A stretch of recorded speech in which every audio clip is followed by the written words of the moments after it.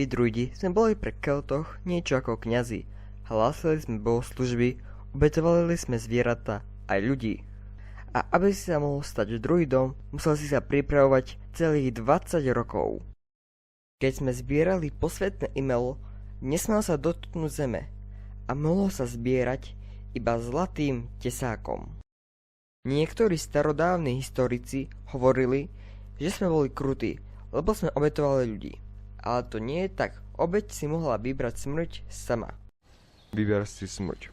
Vzduchom, zemou, vodou alebo ohňom. A nebolo by tam smrť dostarnutím?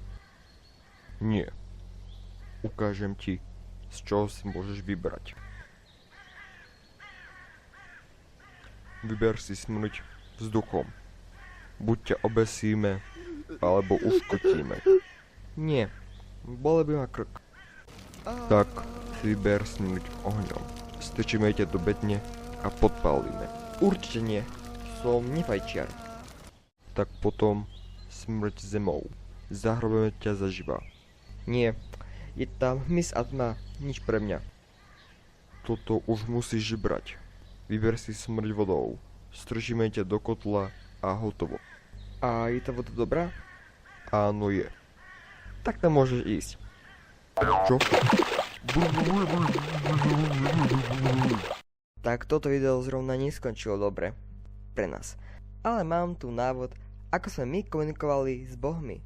Chcete sa spojiť s bohmi? Áno, Máte vyhliadnutného býka? áno. Tak ho zabite, rozrežte mu brucho. Vyberte vnútornosti. Obležte si ho krvavou časťou dnu. A zaspite. V snoch vám bohovia dajú odpoveď na vaše otázky.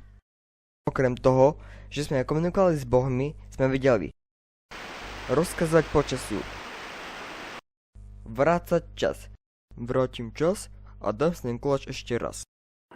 dokázali sme sa zmeniť na hociakú podobu Povedal som drak, nie mrak. a dokázali sme byť neviditeľnými. Ahoj. Dokolu. A na záver vám poviem takú pikošku o Keltoch. Vedeli ste, že prví Kelti bojovali úplne nahý.